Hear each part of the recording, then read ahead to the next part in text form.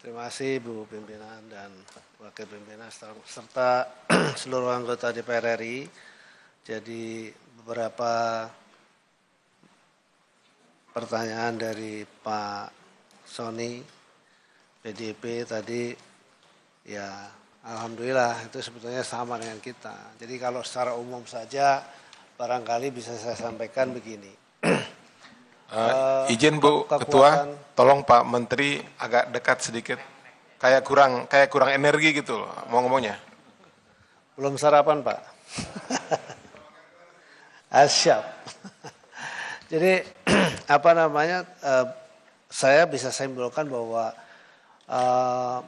kenapa kemudian bahwa pagar ini kemudian tidak segera dilakukan pembongkaran dan kemudian ketika pembongkaran saya membuat pernyataan bahwa itu adalah bagian dari barang bukti.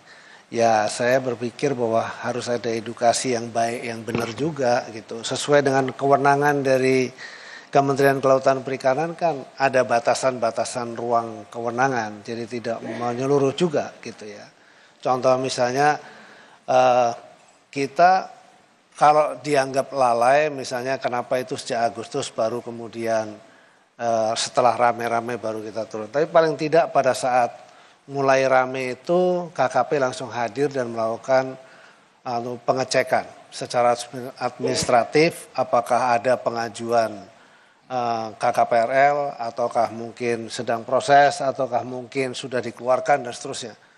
Setelah diketahui tidak ada maka pada hari itu dilakukan penyegelan. Itu tahapan pertama begitu. Karena memang kita juga sudah melakukan ratusan kali penyegelan itu tidak hanya di sini. Di seluruh Indonesia kita lakukan. Yang kalau tidak salah ada 196 kasus yang kita lakukan. Cuma tidak terberitakan seperti ini karena mungkin tidak terlalu menarik.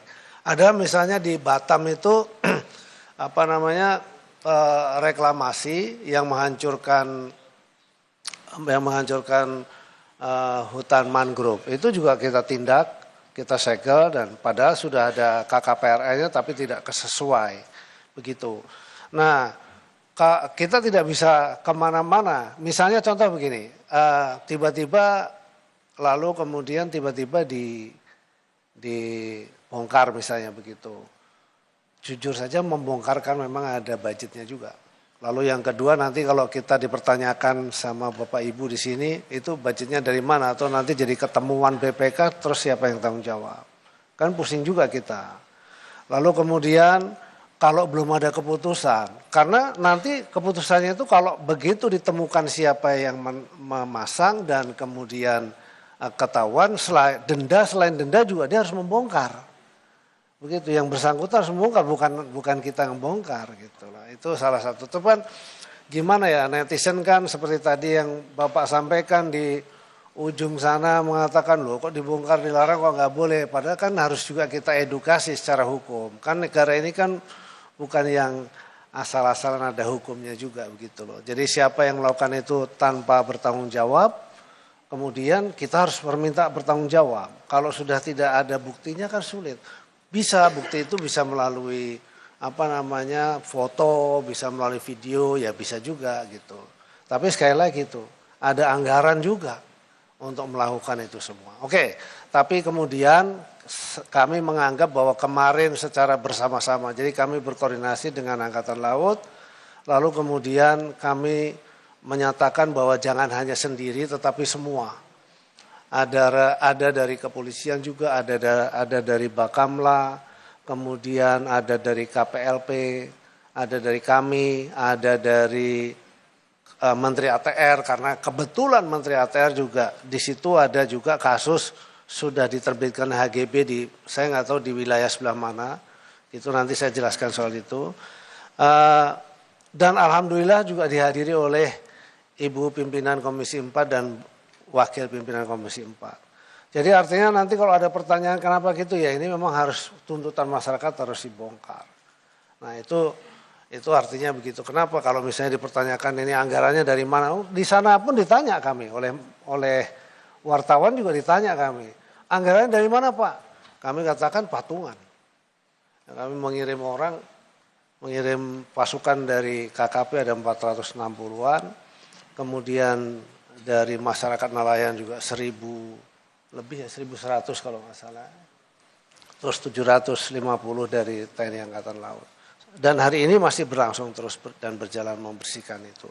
Dan itu bentuk pertanggungjawaban yang bisa kami lakukan di tengah juga situasi kadang-kadang memang netizen atau masyarakat itu nggak mau tahu. Yang penting pokoknya harus bersih begitu saja.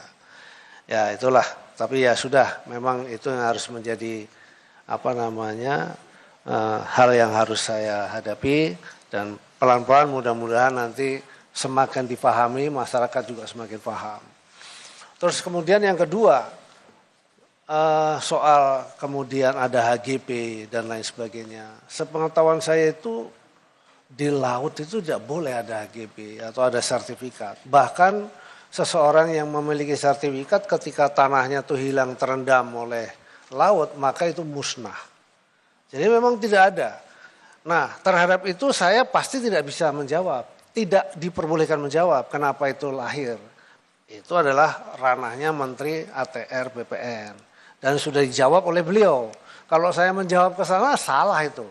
Karena tugas dan fungsi saya adalah mengawasi laut, mulai dari pesisir sampai ke tengah. Ketika ada bangunan yang tidak memiliki izin, atau di pulau-pulau sekalipun, ada bangunan yang tidak memiliki izin, kami harus hentikan. Dan kewenangan kami hanya sampai pada kewenangan denda administratif. Mungkin ini sebelah kiri saya Pak Sekjen, ini Profesor Hukum, mungkin bisa dijelaskan sedikit tentang ketentuan-ketentuan tupoksi kita terhadap itu Pak.